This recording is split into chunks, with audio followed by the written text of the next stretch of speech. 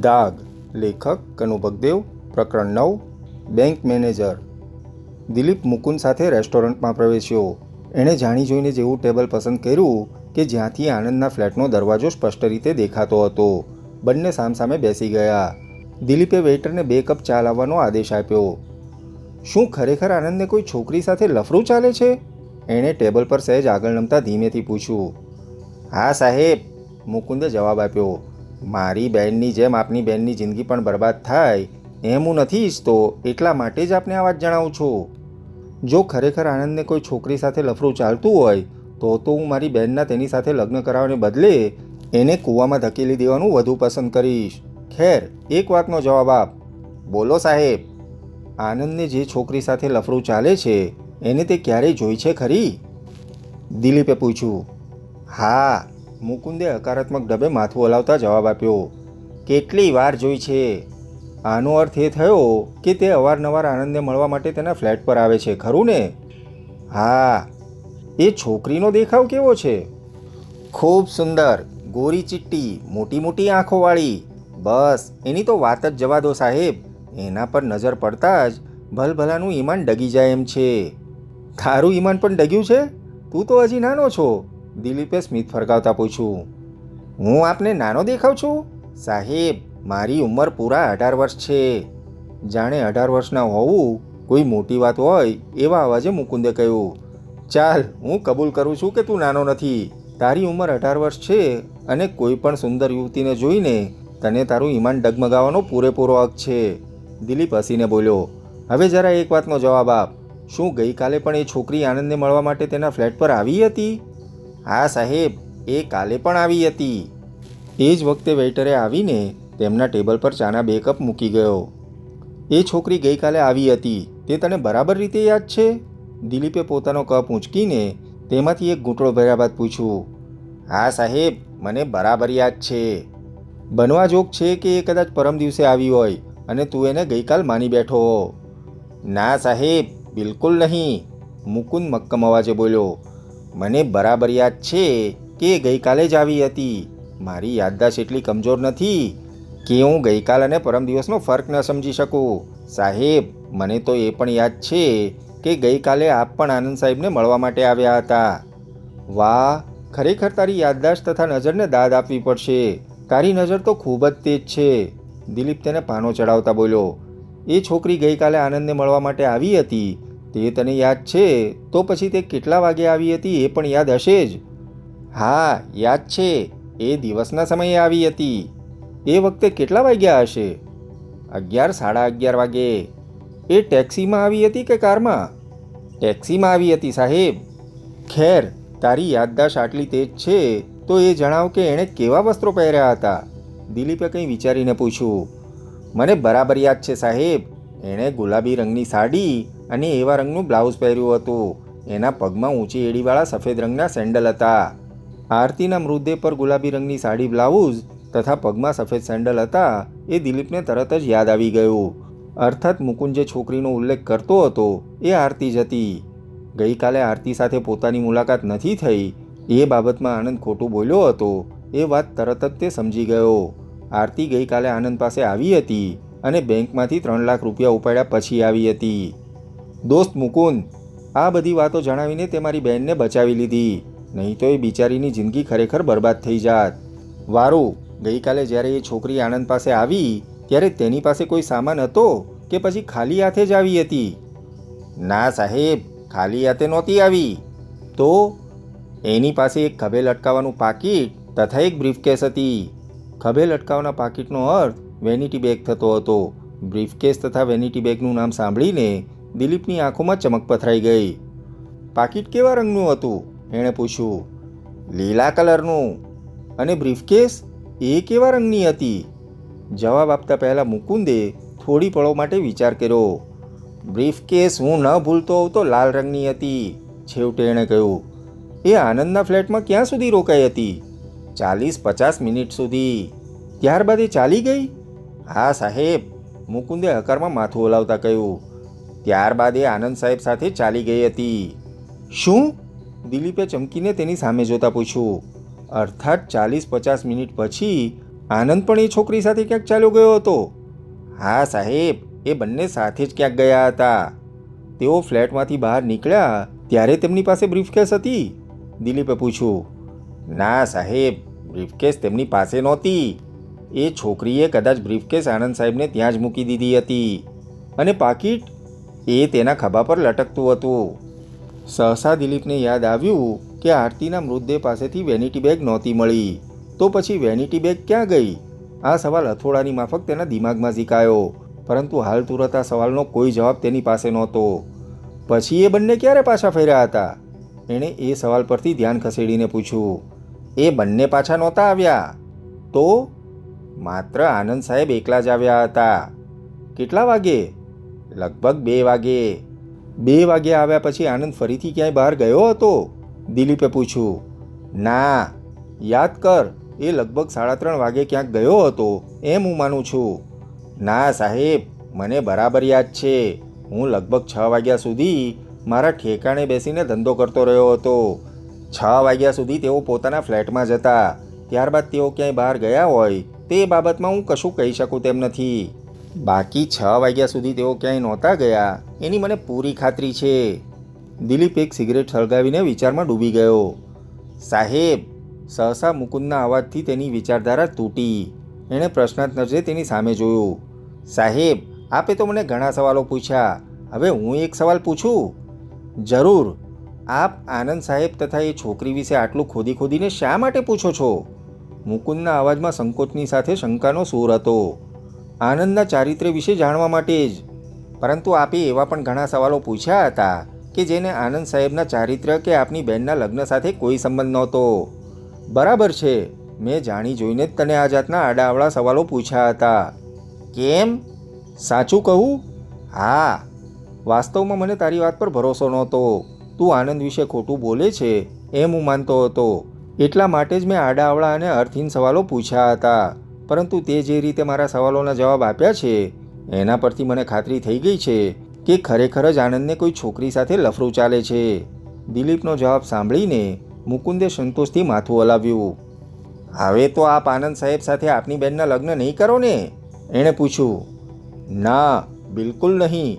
હું શું ગાંડો થઈ ગયો છું કે આટલું જાણ્યા પછી પણ એની સાથે મારી બહેનના લગ્ન કરું? હવે હું મારી બહેન માટે કોઈ બીજો છોકરો જોઈશ, કહીને દિલીપે ગજવામાંથી પાકીટ કાઢ્યું અને તેમાંથી 10 રૂપિયાવાળી એક નોટ કાઢી. પછી બોલ્યો. તારો ખૂબ ખૂબ આભાર દોસ્ત. તારે કારણે જ મારી બહેનની જિંદગી બરબાદ થતી બચી ગઈ છે. આમાં આભાર ન માનવાનો હોય સાહેબ. જેવી એ આપની બહેન છે એવી જ મારી બહેન પણ છે. મારી બહેનના લગ્ન થશે ત્યારે હું તને બોલાવીશ. તું ક્યાં રહે છે? હું ધોબીઘાટ પાસે રહું છું સાહેબ. મુકુંદ બૂટ પાલિશવાળાને ત્યાંનું નાનું બાળક પણ ઓળખે છે. મુકુંદ ગર્વભર્યા અવાજે બોલ્યો. જરૂર ઓળખતું હશે. તારા જેવા શરીફ અને ખાનદાન છોકરાને કોણ નહીં ઓળખતું હોય? લે આ તારું ઇનામ, કહીને દિલીપે 10ની નોટ તેની સામે લંબાવી. રહેવા દો સાહેબ, મુકુંદે સંકોચભર્યા અવાજે કહ્યું. એણે નોટ લેવાનો કોઈ ઉપક્રમ ન કર્યો. ના, આ પૈસા તો તારે લેવા જ પડશે. ગમે તેમ તોય તે મારી બહેનની જિંદગી બરબાદ થતી બચાવી છે, કહીને દિલીપે પરાણે તેના હાથમાં નોટ મૂકી દીધી. મુકુંદે નોટને ગજવામાં મૂકી દીધી. તો હવે હું જાઉં સાહેબ? એણે પૂછ્યું. હા જા. મુકુંદ ઊભો થઈને રેસ્ટોરન્ટમાંથી બહાર નીકળી ગયો. દિલીપ ત્યાં બેસીને સિગરેટના કસ ખેંચતો વિચારવા લાગ્યો. ગઈકાલે બપોરે લગભગ 11:15 વાગ્યે આરતી બેંકમાંથી 3 લાખ રૂપિયા ઉપાડી એક ટેક્સીમાં બેસીને આનંદને મળવા માટે પહોંચી. 3 લાખ રૂપિયા ભરેલી બ્રીફકેસ એણે આનંદના ફ્લેટમાં જ રહેવા દીધી અને 40-50 મિનિટ પછી આનંદ સાથે ક્યાંક બહાર ચાલી ગઈ. ત્યારબાદ લગભગ 2 વાગ્યે આનંદ પોતાના ફ્લેટ પર પાછો ફર્યો. પોસ્ટમોર્ટમના રિપોર્ટ મુજબ આરતીનું ખૂન બપોરે 1થી 2 વાગ્યાની વચ્ચે થયું હતું. લગભગ 12:30 વાગ્યે આનંદ આરતી સાથે ક્યાંક ચાલ્યો ગયો અને 2 વાગ્યે એકલો જ પાછો ફર્યો. તો શું આરતીનું ખૂન આનંદે કર્યું છે? સંજોગો એની સામે જ આંગળી ચિંતા હતા. આરતી આનંદ પાસે 3 લાખ રૂપિયા લઈને આવી. આનંદે પૈસા પોતાની પાસે રાખી લીધા અને આરતી સાથે ક્યાંક ચાલ્યો ગયો. એણે કોઈ અજ્ઞાત સ્થળે આરતીને લઈ જઈને તેનું ખૂન કરી નાખ્યું અને આરતીના ખૂનમાં કૈલાસ સંડોવાઈ જાય એવી ગોઠવણ કરીને પાછો ફર્યો. આ બધું વિચારતી વખતે એની નજર આનંદના ફ્લેટના દરવાજા સામે જ મંડાયેલી હતી. અચાનક એ ચમક્યો. એણે આનંદના ફ્લેટનો દરવાજો ઉઘડતો જોયો. વળતી જ પડે તેને ફ્લેટના દરવાજા પર આનંદ દેખાયો. આનંદના હાથમાં એક લાલ રંગની નાનકડી બ્રીફકેસ જકડાયેલી હતી. જોતજોતામાં જ આનંદ ફ્લેટને તાળો મારી બ્રીફકેસ ઊંચકીને એક તરફ ચાલવા લાગ્યો. દિલીપ સ્ફૂર્તિથી ઊભો થઈને કાઉન્ટર પાસે પહોંચ્યો. એણે ગજવામાંથી 10 રૂપિયાવાળી નોટ કાઢીને કાઉન્ટર પર મૂકી અને બાકીના પૈસા પાછા લીધા વગર જ ઉતાવળે પગલે રેસ્ટોરન્ટમાંથી બહાર નીકળ્યો. આનંદ પગપાળા ઝડપભેર દિલીપથી વિપરીત દિશામાં ચાલ્યો જતો હતો. દિલીપ થોડી પળો સુધી તેને જતો તાકી રહ્યો. ત્યારબાદ એ પોતાના મોટરસાઇકલ તરફ આગળ વધી ગયો. મોટરસાઇકલ સ્ટાર્ટ કરીને એ ગોકળગાયની ગતિએ આનંદ ગયો હતો એ તરફ આગળ વધ્યો. આનંદ ઉતાવળથી ડગલા માંડતો ફૂટપાથ પર ચાલ્યો જતો હતો. એ પગપાળા હતો અને દિલીપ મોટરસાઇકલ પર, એટલે એનો પીછો કરવામાં દિલીપને ખૂબ જ મુશ્કેલી પડતી હતી. આનંદને ક્યાંક પોતાનો પીછો થતો હોવાની ખબર પડી જશે એવો ભય તેને સતાવતો હતો. થોડે દૂર જઈને આનંદ ટેક્સી સ્ટેન્ડ પર ઊભેલી એક ટેક્સીમાં બેસીને રવાના થઈ ગયો. દિલીપે રાહતનો એક ઊંડો શ્વાસ લીધો. તે એક ચોક્કસ અંતર રાખીને ટેક્સીનો પીછો કરવા લાગ્યો. ટેક્સી સામાન્ય ગતિએ ભીડભરી સડકો પર દોડતી હતી અને દિલીપ આરામથી તેનો પીછો કરતો હતો. લગભગ 15 મિનિટ પછી ટેક્સી દિવાન ચોકમાં આવેલી સ્ટેટ બેંક ઓફ ઇન્ડિયા સામે પહોંચીને ઊભી રહી. દિલીપે પણ થોડે દૂર પોતાનું મોટરસાઇકલ ઊભું રાખ્યું અને ટેક્સી સામે જોવા લાગ્યો. આનંદ ટેક્સીમાંથી નીચે ઉતર્યો. એણે મીટર જોઈને ભાડું ચૂકવ્યું. ત્યારબાદ તે બ્રીફકેસ ઊંચકીને બેંકના પ્રવેશદ્વાર તરફ આગળ વધી ગયો. વળતી જ પળે બેંકમાં પ્રવેશીને દિલીપની દ્રષ્ટિ મર્યાદા ઓળંગી ગયો. દિલીપ એક સિગરેટ સળગાવીને ધીમે ધીમે તેના કશ ખેંચતો આનંદના બેંકમાંથી બહાર નીકળવાની રાહ જોવા લાગ્યો. બરાબર 15 મિનિટ પછી આનંદ બેંકમાંથી બહાર નીકળ્યો. દિલીપ એ વખતે બીજી સિગરેટનો અંતિમ કસ ખેંચતો હતો. એણે જોયું તો હવે આનંદના હાથમાં બ્રીફકેસ નહોતી.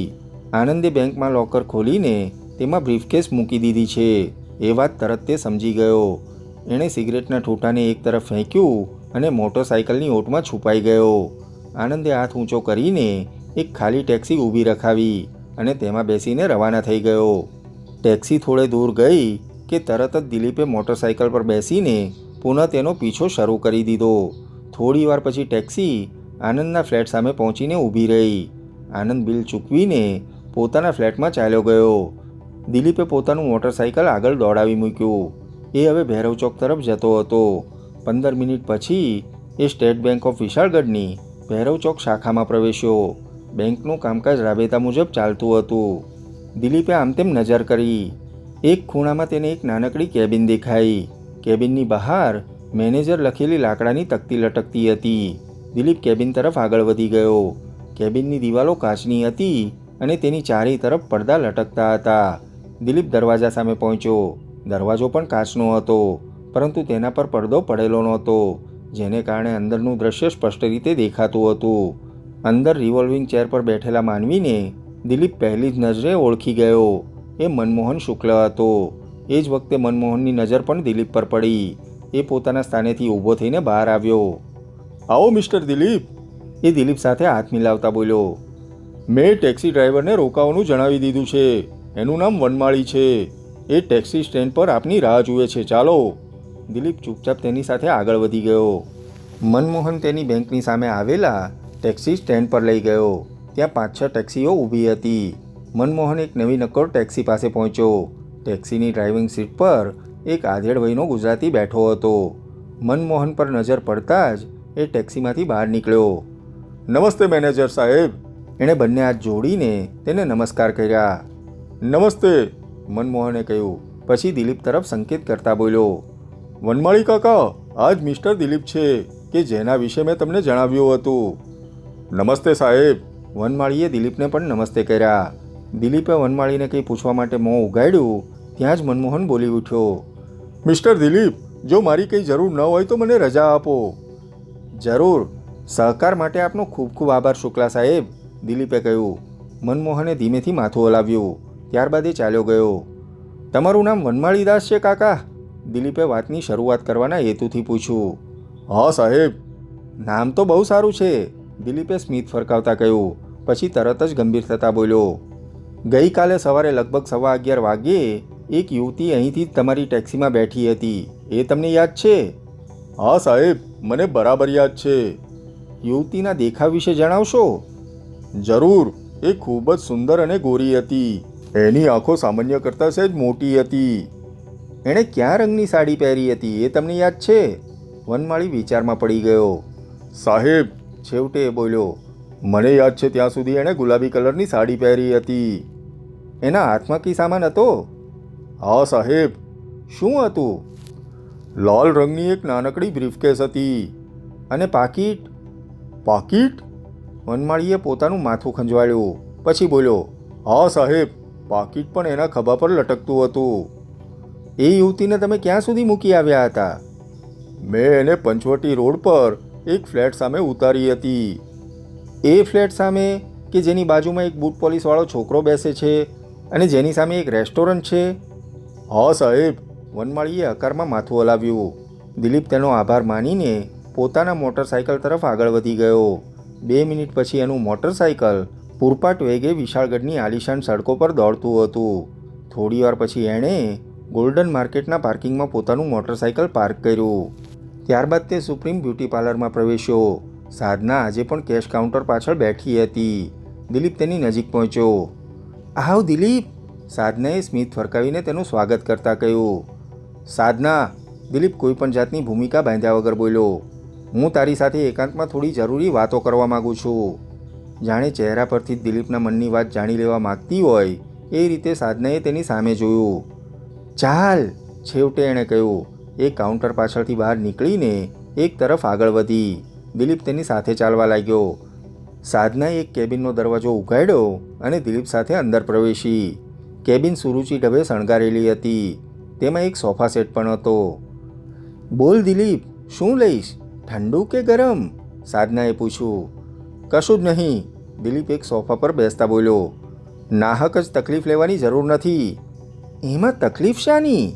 વાત પૂરી કરીને સાધનાએ ઘંટડી તરફ હાથ લંબાવ્યો. ના સાધના, અત્યારે હું ઠંડુ કે ગરમ કંઈ પણ લેવાના મૂડમાં નથી.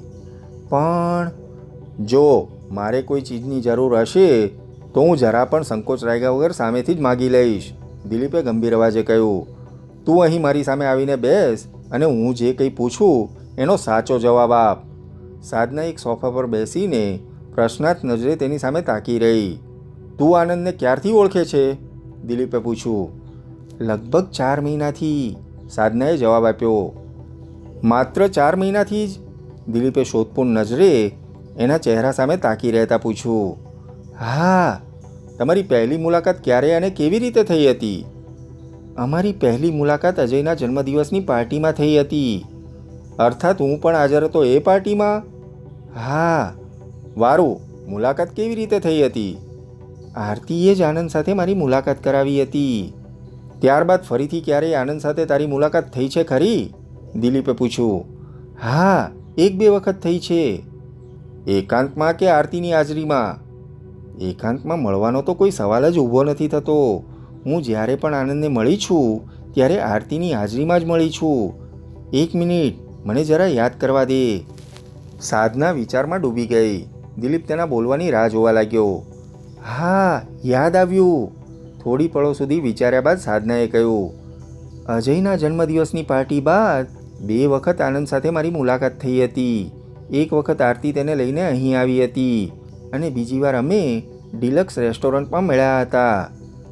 અત્યાર સુધીમાં તું બસ આનંદને 3 જ વખત મળી છો? જી હા, પણ વાત શું છે દિલીપ? તું આ બધું મને શા માટે પૂછે છે?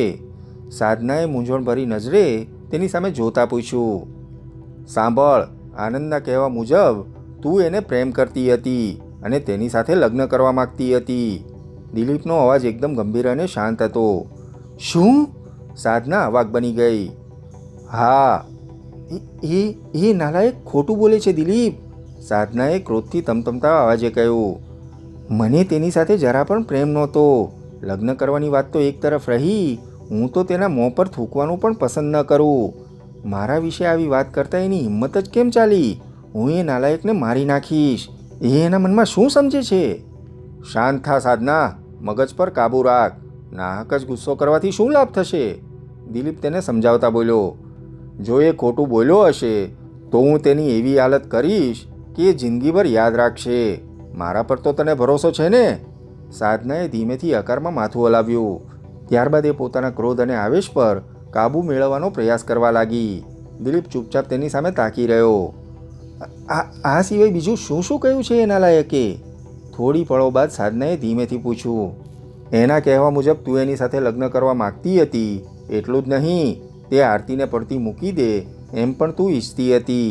પરંતુ જ્યારે એણે આરતીને પડતી મૂકવાની ના પાડી ત્યારે તે એને એમ પણ કહ્યું કે તું એના બાળકની મા બનવાની છો અને જો એ તારી સાથે લગ્ન નહીં કરે તો તું આરતીનું ખૂન કરી નાખીશ. ખોટું, બિલકુલ ખોટું. ન તો હું એને પ્રેમ કરતી હતી, ન તો હું એની સાથે લગ્ન કરવા માગતી હતી, કે ન તો મેં એને આવું કંઈ કહ્યું હતું. સાધના તીવ્ર અવાજે બોલી. પછી થોડી પળો ચૂપ રહ્યા બાદ એણે કહ્યું, દિલીપ, આરતીનું ખૂન આનંદે જ કર્યું છે અને ખૂનનો આરોપ મારા માથા પર ઓઢાડવા માટે તે આવો બકવાસ કરે છે. હા, દિલીપના ગળામાંથી ઊંકાર નીકળ્યો. એ ગંભીરતાપૂર્વક કંઈ વિચારવા લાગ્યો. એના કપાળ પર 3-4 કરચલીઓ ઉપસી આવી હતી. અને દિલીપ, એણે ચૂપ જોઈને સાધના ફરીથી બોલી, મારી આબરૂ લૂંટનાર આનંદ જ હતો. એ વાતની મને હવે પૂરી ખાતરી થઈ ગઈ છે. હવે હું એ કમજાદને નહીં છોડું. હું એનું ખૂન કરીશ ત્યાર પછી જ મને શાંતિ મળશે. કહેતા એનો ચહેરો ક્રોધથી તમતમી ઉઠ્યો અને આંખો અંગારાની જેમ ભભૂકવા લાગી. સાધના, તારી સાથે જે કંઈ બન્યું છે એની અજય તથા તારા મમ્મીને ખબર પડે એમ તું ઈચ્છે છે? ના, સાધનાએ ધીમેથી કહ્યું. તો પછી આનંદનું ખૂન કરવાનો વિચાર તારા મગજમાંથી કાઢી નાખ. એનું ખૂન કરીને તને અપમાન તથા દુઃખ સિવાય બીજું કંઈ નહીં મળે. ઉપરાંત તારી આબરૂ લૂંટનાર આનંદ જ હતો એ હજુ સુધી ક્યાં પુરવાર થયું છે? પણ સાધના, તારા મનની વાત હું સમજું છું, પરંતુ અત્યારે શાંતિ અને ધીરજથી કામ લેવામાં જ તારું કલ્યાણ છે. કાન ખોલીને સાંભળી લે. જો તું ક્રોધાવેશમાં આવી જઈને કોઈ ખોટું પગલું ભરી બેસીશ તો એનું પરિણામ તારી સાથે સાથે તારા મમ્મી તથા અજયે પણ ભોગવવું પડશે. સાધના થોડી પળો સુધી ચૂપ રહી. ઠીક છે, છેવટે એણે કહ્યું, તારી સલાહ લીધા વગર હું કોઈ પગલું નહીં ભરું, ન તો સાચું કે ન તો ખોટું. Very good. મેં તારી પાસેથી આવા જ જવાબની આશા રાખી હતી. દુઃખ લગાડીશ નહીં. હું ચા કે ઠંડુ પછી ક્યારેક નિરાતે આવીને પી જઈશ. અત્યારે હું ખૂબ જ ઉતાવળમાં છું. સાધના ધીમેથી માથું હલાવીને રહી ગઈ. દિલીપ ઊભો થઈને કેબિનના દરવાજા તરફ આગળ વધી ગયો.